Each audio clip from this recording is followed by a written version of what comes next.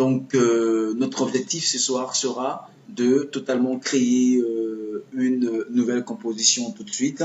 D'accord? Donc, avec la nouvelle composition que nous pouvons nommer tout simplement, nous allons mettre animation, animation de test. Voilà, de texte. Très bien. Alors, dans simple, nous allons prendre paramètres prédéfinis, voilà, HD, V, HDTV 720, 25 images par seconde. Voilà, nous cliquons sur ceci. Nous avons la largeur automatiquement de 1280, la hauteur de 720, verrouillage 16 neuvième. Alors, donc au format de pixels, nous prenons pixels carrés. Après cela, nous avons 25 images par seconde. Et puis, bien évidemment, nous avons une résolution intégrale. Et puis, une durée d'1 minute 00. Alors, donc, nous faisons OK. À la validation, donc, nous avons tout de suite la possibilité de faire un fichier enregistré sous ou un fichier enregistré sous, bien sûr, dans l'idéal de choisir la destination de notre projet et puis, bien évidemment, de valider par le nom que nous octroyons à notre projet et puis de cliquer sur enregistrer.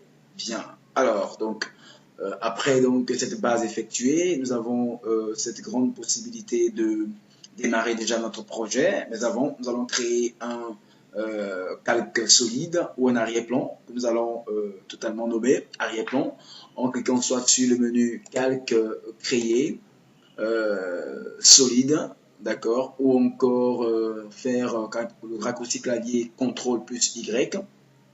Voilà.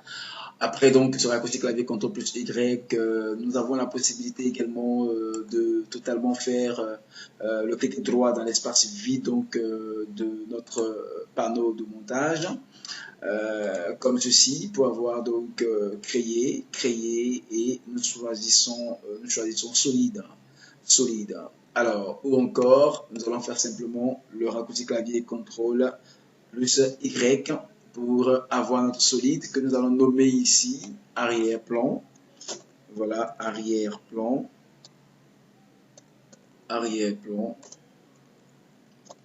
Et puis, au niveau donc de la taille, nous avons largeur 1280, hauteur 720, verrouillage 16 neuvième. Nous ne verrouillons pas parce que ça nous permet bien évidemment de réduire notre taille, la taille de notre arrière-plan. Voilà, donc soit nous verrouillons, quand nous verrouillons, automatiquement nous avons le cadenas qui s'effectue, enfin le coche, comme cochon.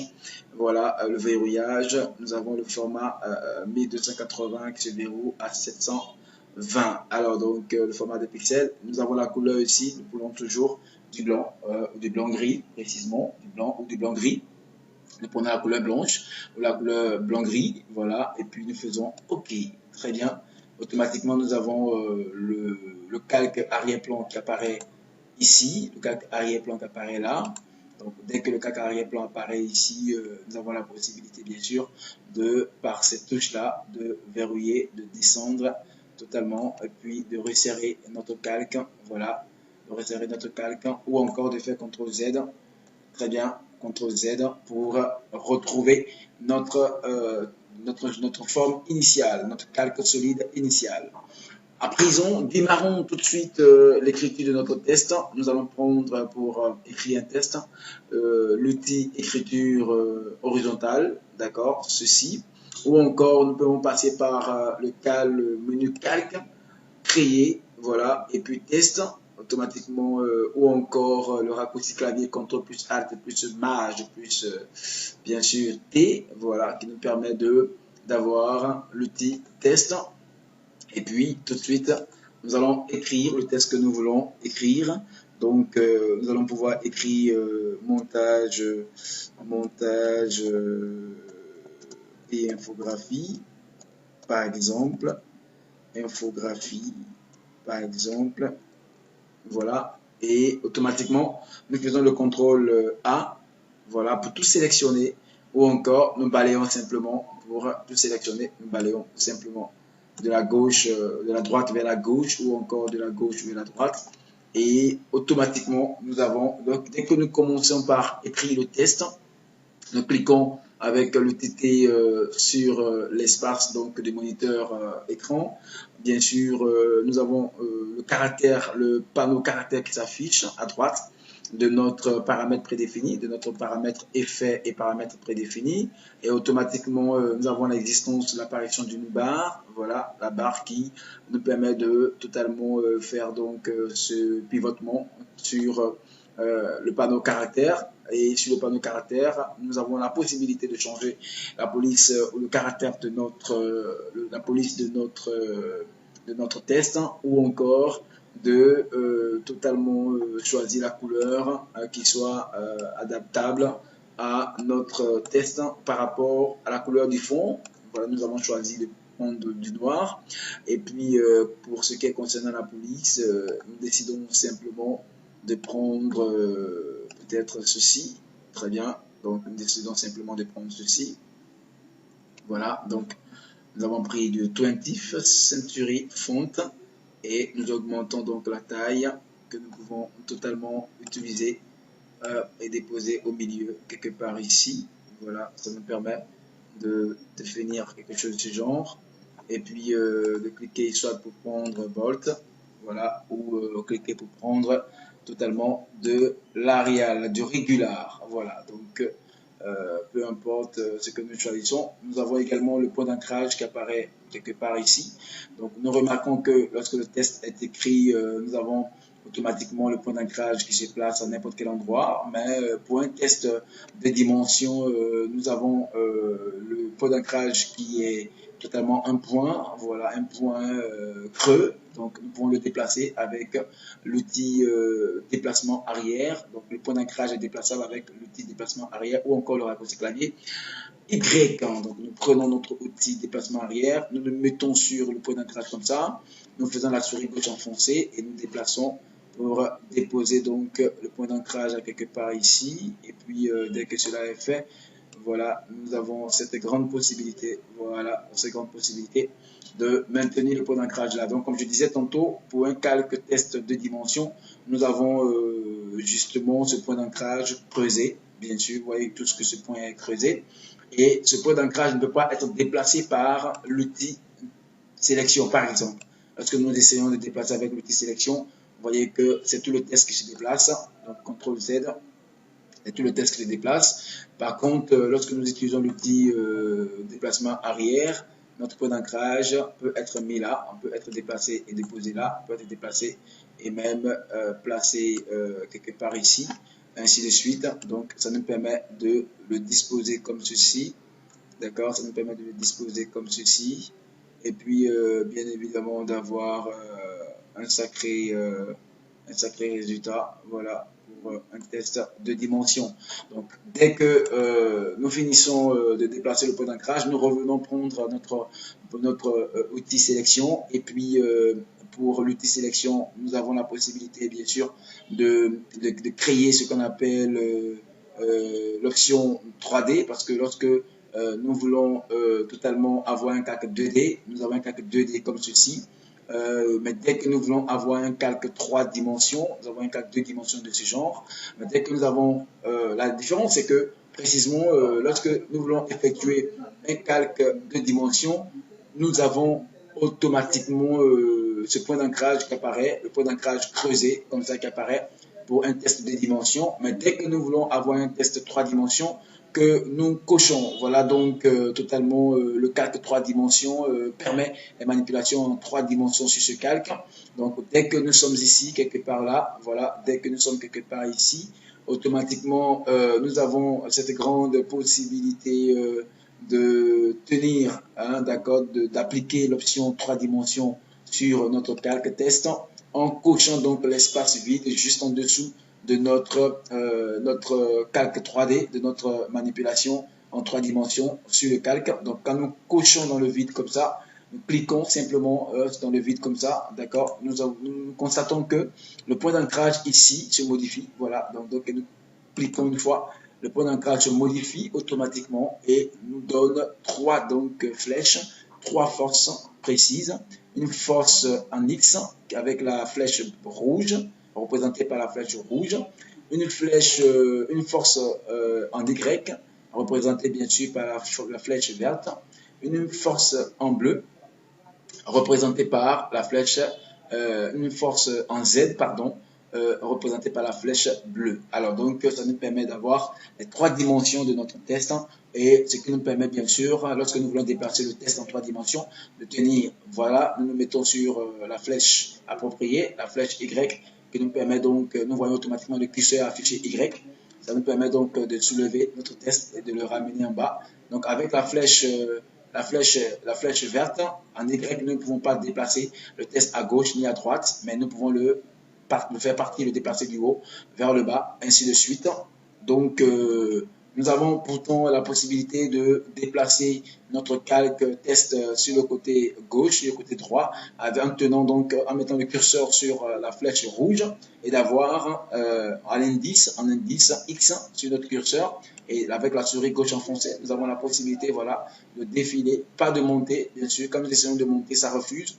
Mais par contre, nous ne pouvons pas descendre également non plus. Voilà. Mais par contre, quand nous essayons de nous déplacer de la gauche vers la droite, nous avons bel et bien la possibilité de le faire avec notre axe YX. Donc, pour l'axe Z, nous nous mettons donc sur la flèche bleue. Et puis, cela nous permet d'effectuer, d'accord, un zoom in ou un zoom out. Voilà. Vous voyez, un zoom in ou un zoom out. Donc, un zoom in pour plus se rapprocher notre test de nos yeux, voilà, et puis le zoom out pour plus éloigner comme ça le test de nos yeux. Donc c'est bien le bien possible avec les calques test en trois dimensions. Maintenant, tout de suite, je crois que notre objectif c'est de pouvoir animer le test donc en deux dimensions. Alors, animer un test en deux dimensions de ce genre, qu'est-ce qui va se faire? Nous pouvons l'animer en échelle, bien sûr, comme vous le savez déjà. On peut animer un test en échelle selon les attributs donc naturels ou les attributs normaux. Nous pouvons animer le test grâce donc à l'échelle. L'échelle, comme je l'ai dit, qui permet donc de grossir ou de réduire la taille de notre de grossir ou de réduire la taille de notre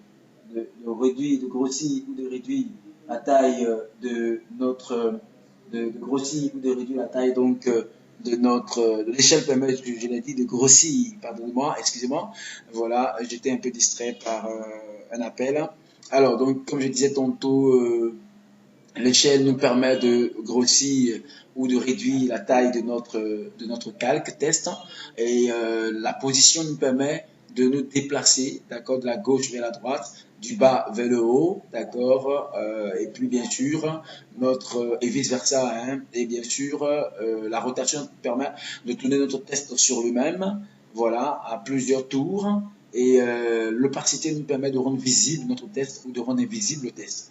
Donc nous allons cette fois-ci accepter donc nous allons choisir animer notre test ou nos tests par donc cette application, cet attribut naturel qui est l'échelle. Voilà, donc permettant donc à notre test d'avoir l'impression qu'il y a une caméra qui existe, d'accord, qui effectue un zoom in progressivement sur ce test. Donc, ça nous donne un résultat de ce genre. Et puis, comme je l'ai dit tantôt, cela est très important. Essayez donc de le faire. Nous allons tout de suite procéder, d'accord, à une duplication ou à une animation quelconque, mais précisément à une duplication. Essayons donc de dupliquer notre test, d'accord. Le dupliquer, CTRL D, voilà, CTRL D, nous décidons de le poser là, voilà, CTRL D, nous allons de le poser ici, CTRL D encore, CTRL D nous permet de dupliquer notre test, ou encore nous pouvons faire le menu, nous pouvons faire carrément le menu édition, voilà, dupliquer, nous sélectionnons le test, et puis nous le dupliquons, voilà, nous sélectionnons le test, nous le dupliquons, voilà, donc déjà c'est important, c'est très important pour nous. Et nous pouvons également dupliquer avec le raccourci clavier CTRL D. Donc nous dupliquons à nouveau, déplaçons, posons. Alors nous dupliquons à nouveau, CTRL D, nous le mettons quelque part ici. Voilà. Et puis bien évidemment, ça nous permet d'avoir un résultat comme ceci. un résultat comme ceci, voilà. Et puis, automatiquement, nous avons la possibilité d'animer ces tests un à un, bien sûr, animer ces tests un à un, voilà, pour avoir un résultat satisfaisant. Pour le faire, donc, nous allons profiter pour animer déjà selon la plus petite échelle vers la plus grande échelle, puisque nous voulons donner l'impression d'une caméra, d'un zoom in, d'accord, d'un zoom avant, voilà, d'un zoom avant, d'un rapprochement d'image de test à nos yeux. Nous allons procéder à l'échelle, donc nous allons cliquer ici pour ouvrir le triangle, cliquez là également pour ouvrir le test, voilà, ou encore précisément, autant pour moi, cliquez dans transformer, voilà, pour ouvrir le transformer et sélectionner l'échelle, ou encore nous pouvons sélectionner notre test et appuyer directement sur le raccourci clavier S, voilà, cela nous permet d'avoir l'attribut échelle.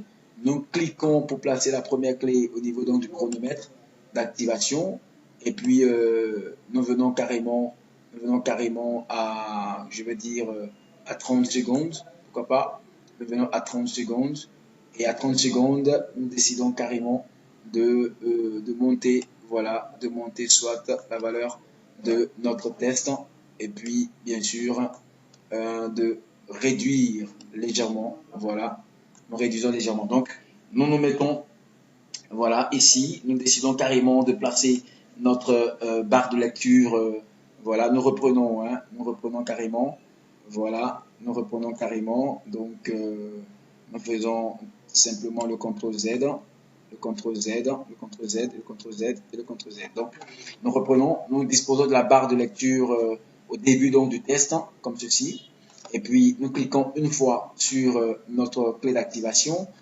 notre chronomètre d'activation. Automatiquement, nous avons une première clé qui se place.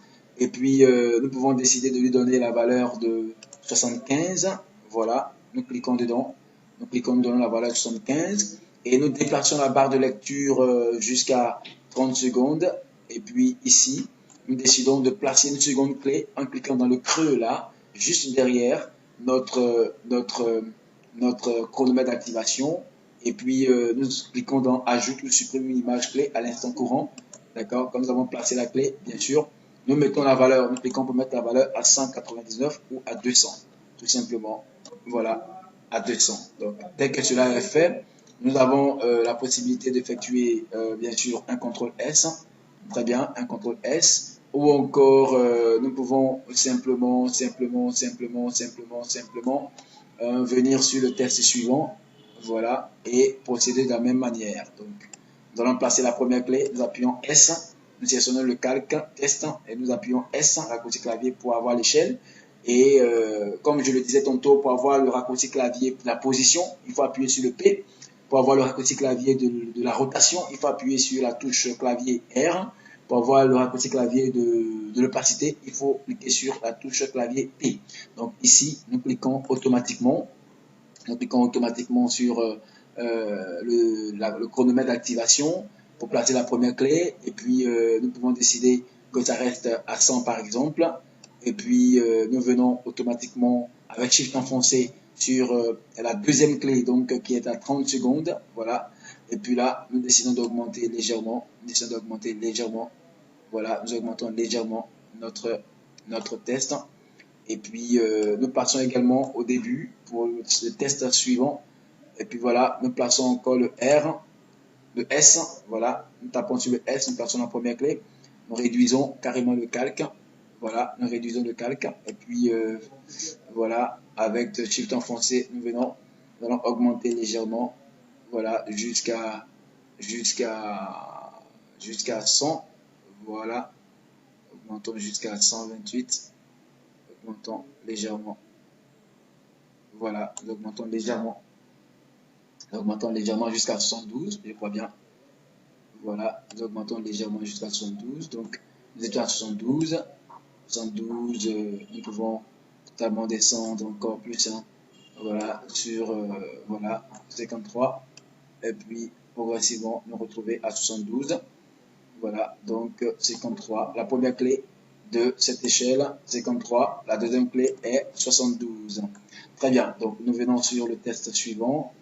Le test suivant, nous décidons carrément de le garder en première clé à gardons la première clé à 100. Voilà, donc nous appuyons sur S, plaçons la première clé à 100 et Shift enfoncé pour être sur les autres clés, le milieu des autres clés. Avec Shift enfoncé, nous sommes sûrs d'être au milieu de la clé et nous augmentons quelque part ici, voilà, à 166. Alors, nous descendons également sur ce test. Nous faisons S également pour avoir l'échelle toujours. Nous réduisons légèrement.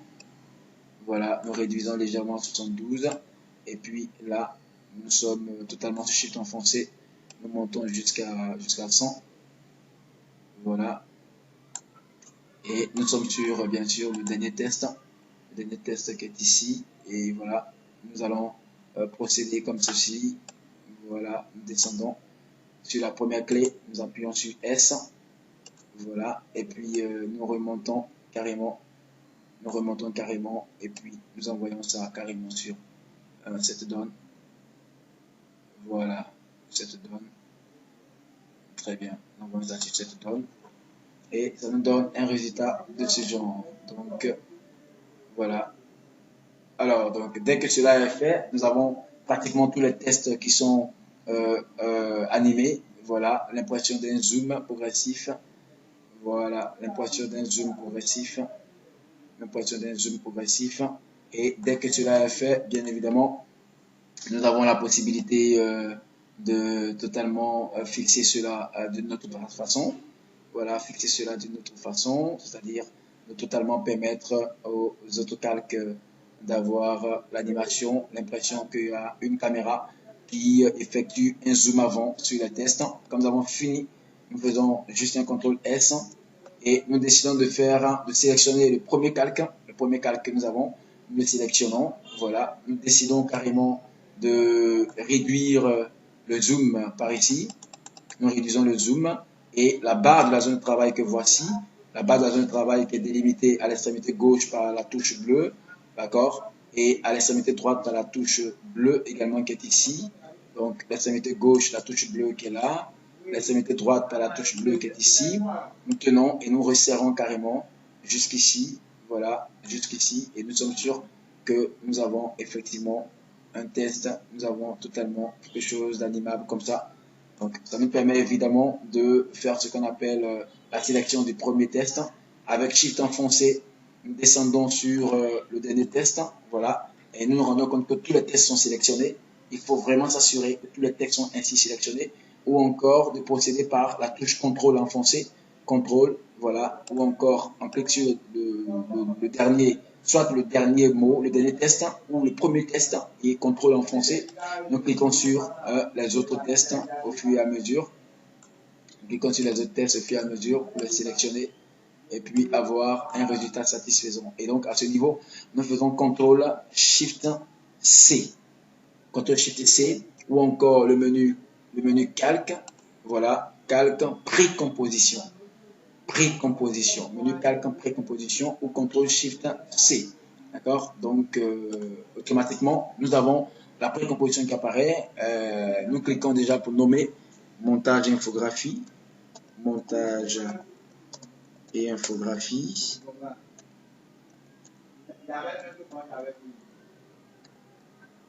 Montage et infographie.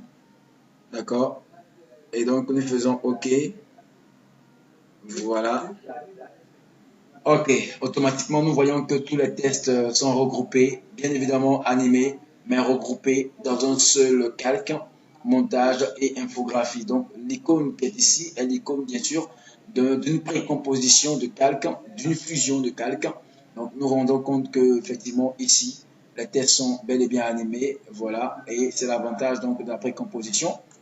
Les tests étant animés, nous allons dupliquer l'ensemble de ce calque. Ce calque devient 1, donc nous le dupliquons avec CTRL D, ou encore le menu édition dupliqué, voilà, ou le raccourci clavier CTRL D. Donc dès que le texte est dupliqué comme ça, nous avons donc la possibilité de totalement le décaler, voilà, le décalant comme ça, le décalant comme ça simplement, le décalant comme ça, et puis nous décidons d'agrandir peut-être son échelle, en échelle, nous augmentons son échelle, voilà, décidons d'augmenter son échelle, ok, donc décidons d'augmenter son échelle, Et automatiquement, à ce niveau-là, nous allons décider simplement de réduire son opacité. Voilà, donc son échelle est agrandie. Nous allons réduire son opacité. Avec T, nous allons réduire l'opacité jusqu'à 30. Voilà, jusqu'à 30. Et ça donne ceci. Voilà, donc ça paraît un peu beau, hein. Ça paraît un peu beau. Ou encore, nous allons mettre carrément 20 comme opacité. Voilà, nous allons mettre 20 comme opacité. Et voilà, ça donne quelque chose de ce genre. Très bien. Et au même moment, nous allons dupliquer encore ceci. Voilà, nous allons dupliquer encore le calque que nous voyons au-dessus, CTRL D. Lorsque nous avons dupliqué, nous allons réduire également l'opacité à nouveau. Nous appuyons sur la touche T pour voir le raccourci clavier de l'opacité. Et puis là, nous diminuons l'opacité jusqu'à 10. Voilà, et nous décalons carrément, décalons carrément, décalons carrément. Voilà, décalons carrément, décalons carrément, carrément. Nous pouvons aller jusqu'à 5. Essayons d'aller à 5 pour voir. Ok. Voilà, donc ça donne quelque chose de ce genre. Oh, c'est formidable. C'est formidable. Voilà, c'est formidable. Alors, donc, voilà ce que ça donne comme résultat à l'écran. Voilà, donc nous avons juste même la possibilité d'agrandir le texte qui est au milieu. Donc, ça nous permet déjà de faire un CTRL S. Et donc, chaque fois que nous voulons modifier une entité, nous venons juste là. Chaque fois que nous voulons modifier une entité, nous venons juste là, nous faisons le double-clic ici. Automatiquement, nous voyons le test là. Donc, nous pouvons carrément sélectionner les tests, et puis s'assurer que le test que nous avons placé, par exemple, voilà celui-ci, d'accord, s'assurer en échelle avec le S, que ici, notre test soit agrandi un peu plus. Voilà, très bien. Alors, donc, automatiquement, dès que nous agrandissons le test comme ça, quand nous allons dans l'animation de test, voilà ce que ça donne. Voilà ce que ça donne à l'écran. Voilà. Voilà ce que ça donne à l'écran. Ok, donc nous sommes quelque part ici. Et voilà, nous augmentons, nous évoluons. Soit nous faisons CTRL Z. Voilà. Soit nous décidons carrément de revenir et puis d'augmenter légèrement le test. Voilà. Alors, donc, ça nous donne l'allure automatiquement ici. Ça nous donne l'allure automatiquement ici. Et ça nous permet évidemment d'effectuer ce qu'on appelle peut-être ici par exemple une modification. Donc, chaque modification qui a lieu dans la précomposition, montage et infographie, automatiquement a lieu ici, quelque part ici, voilà, dans notre précomposition, montage et infographie. Donc, exemple, lorsque nous sommes ici, si nous décidons par exemple de mettre une couleur rouge au niveau donc, de ce test-là, par exemple, si nous décidons de mettre la couleur rouge, voilà, au niveau de ce test, voilà, que nous décidons de mettre ça carrément sur du bolt, voilà, nous allons voir qu'effectivement, au niveau donc d'ici, le calque sera totalement rouge. Voilà, donc voici la différence que nous avons. Voici la force que nous avons. Voilà, voici la force que nous avons. Et c'est ça la vérité. C'est ça la vérité. Donc, nous avons cette possibilité, cette force. Et automatiquement, nous faisons fichier enregistré. CTRL S. CTRL S. Donc, comme je disais tantôt, lorsque nous avons totalement un montage vidéo, nous avons une précomposition qui s'effectue comme ceci, comme ça, comme ceci, que nous voulons modifier les tests qui sont dans la précomposition. Il suffit simplement de venir dans la précomposition ici au niveau donc du panneau projet et puis de faire le double-clic, d'accord, sur cette composition. Automatiquement, cette précomposition, automatiquement, elle ouvre un panneau juste à côté de notre test d'animation, notre espace de travail, voilà. Et là, nous pouvons modifier toutes les données qui s'y trouvent, qui sont installées dans ce panneau donc, de précomposition, j'y arriverai. Voilà, et puis ça nous donne un résultat satisfaisant, un résultat beaucoup satisfaisant, un résultat de ce genre que nous pouvons totalement modifier à tout moment. Voilà, que nous pouvons modifier à tout moment. C'est ça l'avantage. Nous pouvons modifier à tout moment. Voilà, donc l'avantage est là. L'avantage est là. Très bien. Donc, automatiquement, nous avons un résultat comme ça. Et donc, nous allons décider d'ajouter une musique, fichier enregistré. Nous allons décider carrément d'ajouter une musique. Et nous pouvons également modifier encore ce test. Nous pouvons essayer quelque chose d'autre, hein, essayer quelque chose d'autre, c'est-à-dire décider par exemple de faire une duplication, CTRL S, essayons donc de dupliquer, CTRL D.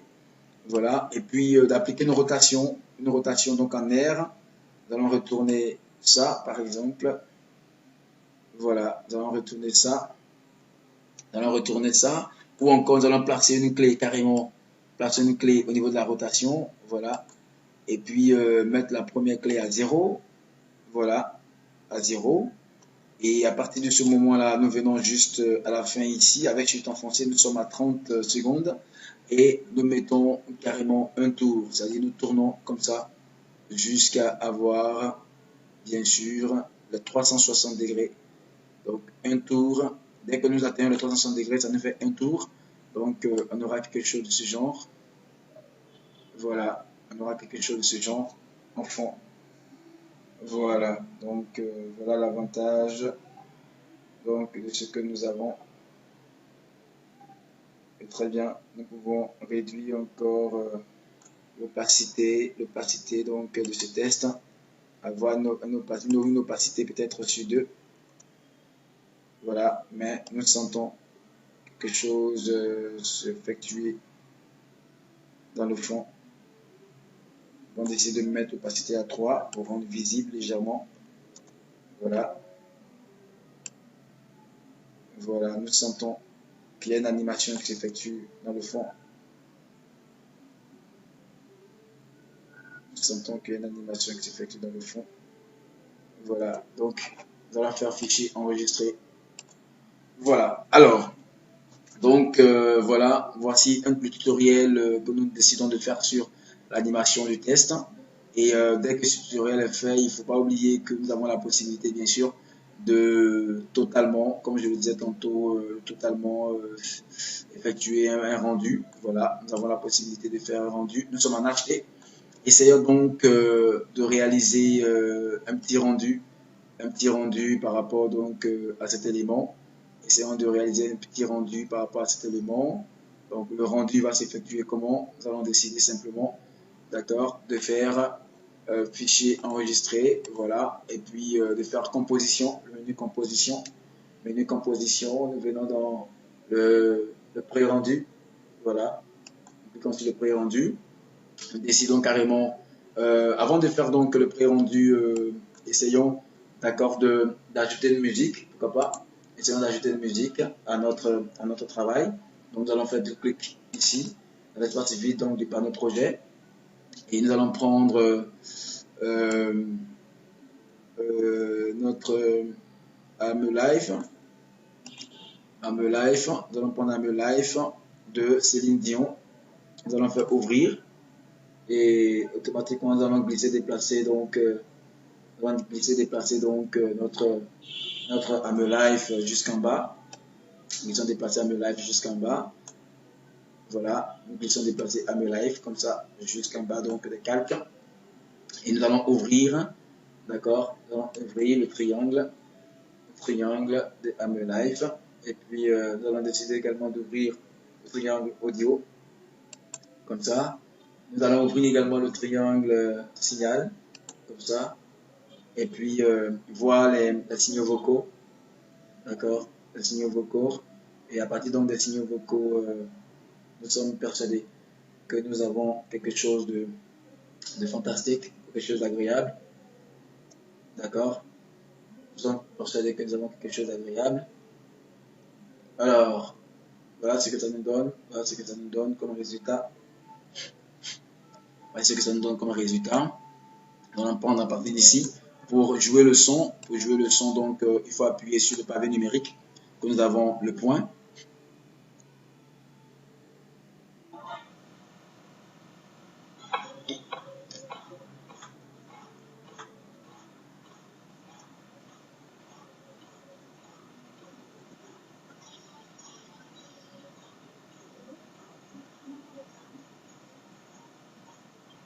Alors donc, nous allons décider de tailler du début jusqu'à ce niveau-là et puis jouer.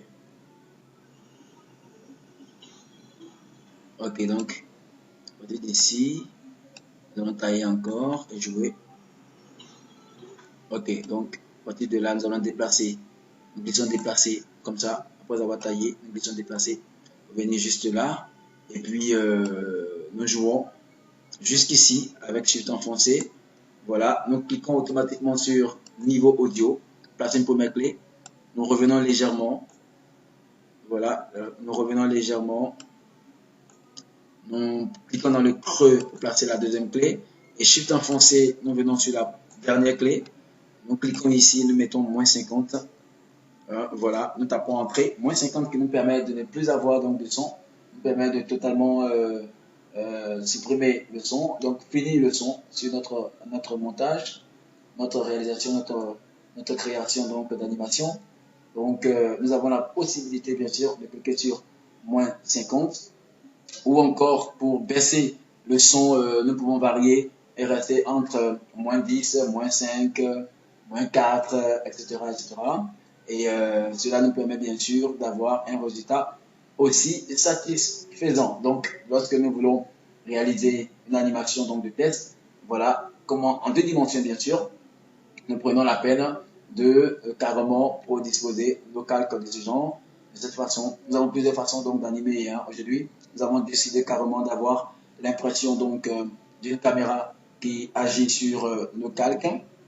Donc l'impression donc de la caméra, comme vous le savez, c'est donc d'avoir d'accord un zoom avant sur nos tests, et donc pour avoir l'impression du zoom avant, comme si une caméra existait et effectuer donc le zoom avant, il faudrait utiliser l'attribut normal du test qui est l'échelle pour l'animer. Donc tous les tests que voici ont été animés grâce donc à l'attribut naturel qui est l'échelle, chose que vous pouvez par ce tutoriel reproduire chez vous à la maison, et cela vous permet bien sûr d'avoir un résultat aussi satisfaisant. Donc en définitive, avec un fichier enregistré, nous avons donc un pré-rendu, d'accord. Nous cliquons juste ici, la prévisualisation RAM, pour faire un pré-rendu, ou encore, donc il faut noter que lorsque nous voulons lire avec cette touche, nous pouvons faire la lecture, mais toutefois sans entendre